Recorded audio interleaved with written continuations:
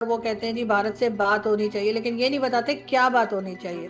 भारत से क्या क्या डायलॉग करेंगे जिससे कि वो तैयार हो जाएं पाकिस्तान के साथ टर्म्स को ठीक करने के लिए। क्या सिंधु जल समझौते को लेकर पाकिस्तान में खलबली है? पाकिस्तान की सरकार में बहुत ज्यादा हलचल है क्योंकि बहुत बड़ा इलाका है जो सूखे की मार में आ जाएगा इधर से पानी रुक गया तो।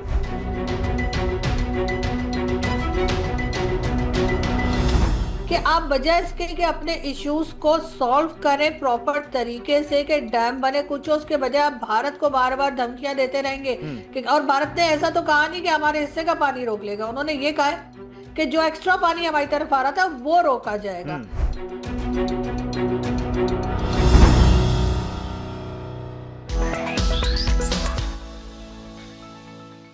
एक ट्रैक टू डायलॉग बड़ा बात हो रही है कि पाकिस्तान और भारत में क्या कोई ट्रैक टू डायलॉग हो रहा है क्या? हालांकि भारत की सरकार की एक फर्म और ऑफिशियल पोजीशन है कि कोई ऐसी official track two dialogue Bharat सरकार की तरफ से नहीं हो रही है। अगर कुछ लोग अपनी प्राइवेट कैपेसिटी से कुछ कर रहे हैं तो उसका हमें पता नहीं है। आपके बारे में, आपके पास इसके बारे में कोई जानकारी है क्या? वाकई कुछ ऐसी ट्रैक टू डायलॉग डिप्लोमेसी हो रही है क्या? और पाकिस्तान से कौन लोग इन्वॉल्व है अगर हो रही है तो?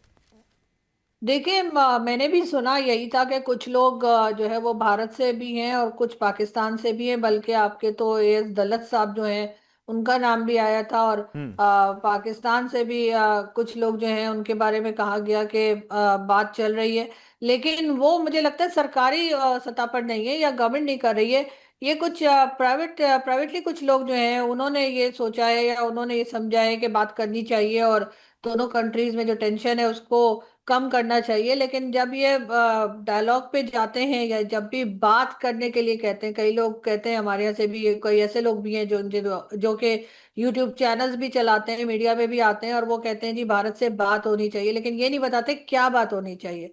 भारत से क्या क्या डायलॉग करेंगे जिससे कि वो तैयार हो जाएं पाकिस्तान के साथ टर्म्स को ठीक करने के लिए। क्योंकि आपके यहाँ तो सीधे सीधे कहा जाता है कि जी टेररिज्म को रोकिए, या जो हम्म। नॉन स्टेट एक्टर का नाम लिया जाता है, हम्म। तो वो प्रूव करने के लिए पाकिस्तान क्या करेगा? क्या पाकिस्तान हाफिज सईद को दे देगा या मसूद अजहर को दे देगा? तो उस तरह के लोगों के लिए कहते हैं कि जी हम अपने सिटीजन किसी को नहीं देते तो मत दीजिए, हम्म। लेकिन खुल्लम खुल्ला उनको ऐसी सजा तो दीजिए जिससे कि दूसरी साइड पे लोगों को लगे कि हाँ आप सीरियस हैं हम्म। बात करने में या इस चीज को खत्म करने में। हम्म। तो वो उस तरफ नहीं जा रहे। अब अगर कुछ लोग अपने तौर पे कोई ग्रुप बना लेते हैं या साइन कर देते हैं या बात कर लेते हैं तो उससे मुझे नहीं लगता कि ये इशू सॉल्व होगा या उसका कोई रिजल्ट हम्म। निकलेगा। ठीक है।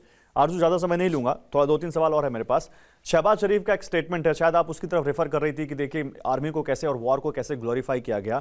उसमें उन्होंने हमारा जो पाकिस्तान के साथ सिंधु जल समझौता था उसके ऊपर उन्होंने कहा कि पानी की एक एक बूंद रेड लाइन है और अगर भारत ने उसके जल अधिकारों को प्रभावित करने की कोशिश की तो कड़ा जवाब दिया जाएगा। जबकि भारत की एक बहुत फर्म लाइन है, विदेश मंत्रालय ने, बल्कि अभी हमारा जो मानसून सेशन चल रहा था उसी में संसद में एक जवाब दिया, एक सवाल के जवाब में, कि पाकिस्तान को सिंधु नदी का जल संधि पाकिस्तान के साथ तब तक रुकी रहेगी जब तक पाकिस्तान की सीमा पार आतंकवाद का समर्थन पूरी तरह से बंद करने का पाकिस्तान भरोसा नहीं देता। तो मेरा यह सवाल है कि क्या सिंधु जल समझौते को लेकर पाकिस्तान में खलबली है? पाकिस्तान की सरकार में बहुत ज्यादा हलचल है क्योंकि बहुत बड़ा इलाका है जो सूखे की मार में आ जाएगा इधर से पानी रुक गया तो। क्या भारत ने पाकिस्तान की सही नस पकड़ी है और क्या इसका असर होगा? देखिए, बिल्कुल इसके ऊपर बहुत ज्यादा बातचीत चल रही है, बहुत यहाँ पर थोड़ी टेंशन भी है। और बात यही की जा रही है कि अगर पानी रोका तो जी हमारी रेड लाइन है और हम खून की नदियां बहा देंगे। कभी बिलावल भुट्टो कहते हैं तो कभी प्राइम मिनिस्टर कहते हैं। कभी ये कहा जाता है कि अगर आप लोगों ने डैम बना के पानी रोकने की कोशिश की तो हम उस डैम को गिरा देंगे, हम यहाँ से मिसाइल मार देंगे, ये कर देंगे। तो ये सारी स्टेटमेंट्स चल रही हैं, लेकिन कोई इनको ये नहीं कहता कि आप ये सब कुछ कर गुजरेंगे लेकिन आप डैम नहीं बनाएंगे पाकिस्तान में। जो कि बरसों से लोग कहते जा रहे हैं कि जी पानी की शॉर्टेज तो वैसे भी हो रही है दुनिया में, ऐसा नहीं है कैसे भारत के ही बंद कर देने से ऐसा होगा। तो जब बारिशें होती हैं पानी ज्यादा हो जाता है और यहाँ इस तरफ पानी आता है तो ये कहते हैं जी फ्लड आ गया, वो भी भारत की वजह से आ गया। हम्म। तो अपनी जो एक रिस्पॉन्सिबिलिटी है गवर्नमेंट की कि जी आप डैम्स बनाएं हम्म। ताकि वाटर शॉर्टेज ना हो और अगर पानी उधर से आए तो उसको स्टोर किया जा सके, प्रॉब्लम ना आए। ये बात तो बरसों से कही जा रही है। कई लोगों ने मेरे समेत ये भी कहा था कि जो हो सकता है अगली वॉर होगी वो पाकिस्तान की और भारत की, वो हो सकता है पानी के ऊपर हो, लेकिन ये लोग इस चीज पे कभी काम नहीं करते। हम्म। इमरान खान के जमाने में भी कहा गया था जी डैम बनाएंगे और डैम के लिए फंड्स भी जमा किए गए थे, और जिन्होंने फंड जमा किए थे चीफ जस्टिस थे साकिब निसार साहब, वो कहते थे मैं तो जिधर चेयर डाल के बैठ जाऊंगा, मैं तो कहीं जाऊंगा ही नहीं जब तक डैम जो है वो कंप्लीट ना हो। और इन्होंने टेलीथॉन कराई थी और बहुत पाकिस्तानियों से पैसा लिया, उसके बाद वो कनाडा दौड़ गए और यहाँ पे अब वो दिखाई ही नहीं देते। अब उनकी कनाडा से फोटोज आती है और पाकिस्तानी सोशल मीडिया पे ऐसी तैसी कर रहे होते हैं उनकी। तो ये तो हाल है यहाँ पे कि आप बजाय इसके कि अपने इश्यूज को सॉल्व करें प्रॉपर तरीके से कि डैम बने कुछ हो, उसके बजाय आप भारत को बार बार धमकियां देते रहेंगे हम्म। कि, और भारत ने ऐसा तो कहा नहीं कि हमारे हिस्से का पानी रोक लेगा, उन्होंने ये कहा है कि जो एक्स्ट्रा पानी हमारी तरफ आ रहा था वो रोका जाएगा। हम्म। पूरा स्टेटमेंट ना सुनते हैं, ना हम्म। समझते हैं, ना समझने की कोशिश करते हैं और एकदम से खून की नदियां बहाना शुरू कर देते हैं और हर वक्त लड़ने के लिए तैयार रहते हैं। मैं तो जब देखती हूँ कभी अफगानिस्तान के साथ लड़ रहे हैं तो कभी भारत के साथ लड़ रहे हैं, तो वो इस वजह से भी पाकिस्तान का इस वक्त यह हाल है। अच्छा आरजू, मुझे आपको जब मैं सुनता हूं तो मैं आपकी दिलेरी को से बड़ा इंप्रेस हो जाता हूं, क्योंकि अगर आप भारत में बैठ के ऐसी बात कर रही होती तो एक बार समझ में भी आता, लेकिन आप पाकिस्तान में बैठ के ऐसी बातें कर रही हैं।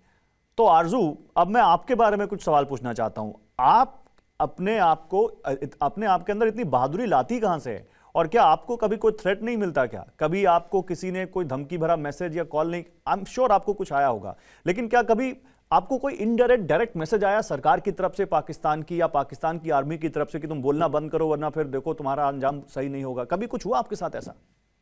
देखिए ऐसा तो नहीं है कि कुछ हुआ नहीं, मेरे हम्म। बैंक अकाउंट्स फ्रीज कर दिए गए, मैंने वो ट्विटर पे लगाया भी था, मेरे सारे ना सिर्फ मेरे, मेरी पूरी फैमिली के फ्रीज कर दिए गए। हम्म। और इस तरह की चीजें भी इन्होंने की हैं। फिर मैं नो फ्लाई लिस्ट पे हूँ, आज भी मेरे कुछ जो बैंक अकाउंट है आज भी फ्रीज हैं।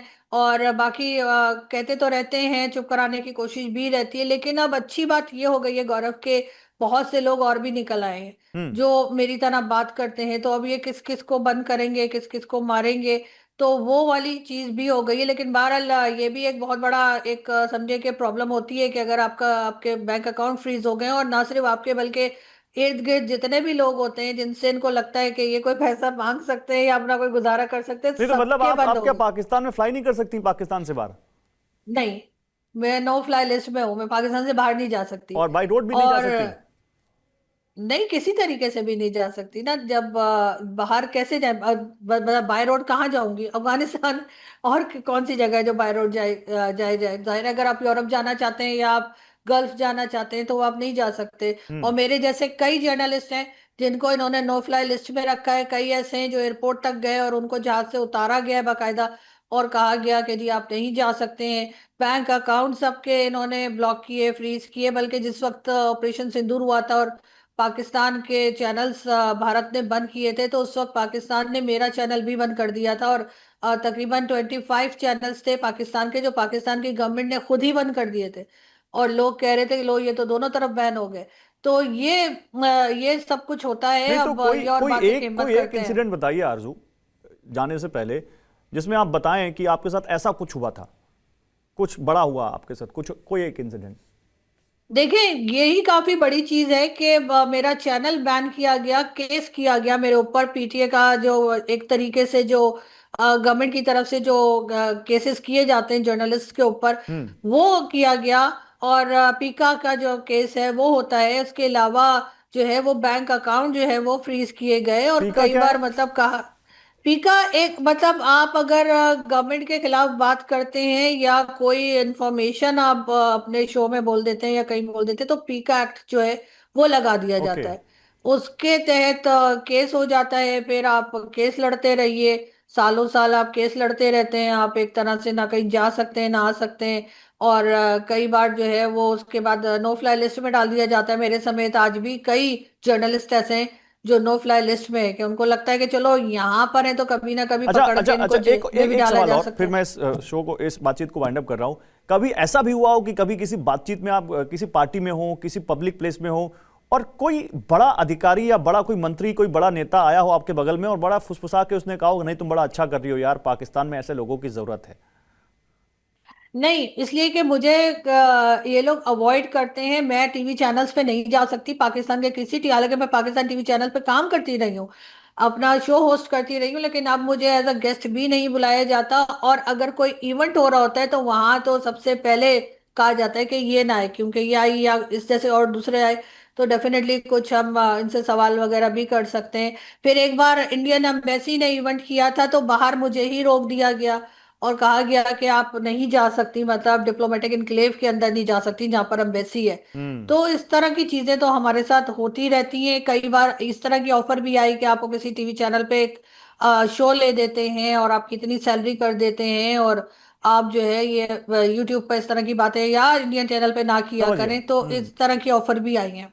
चलिए फिर भी आरजू, thank you so much, stay safe, stay brave. Thank you. और बहुत खुल के आपने पाकिस्तान के बारे में जो बातें बताई, आई एम श्योर बहुत कम लोग हैं जो पाकिस्तान में बैठकर पाकिस्तान के बारे में ऐसी बातें करेंगे। एंड आई एम श्योर हमारी इस बातचीत से बहुत सारे लोगों को पाकिस्तान के बारे में बहुत कुछ पता चला होगा। Thank you so much Aarzoo, thank मुझे यू। इस बातचीत में ज्वाइन करने के लिए। Thank you. Thank you so much. Thank you.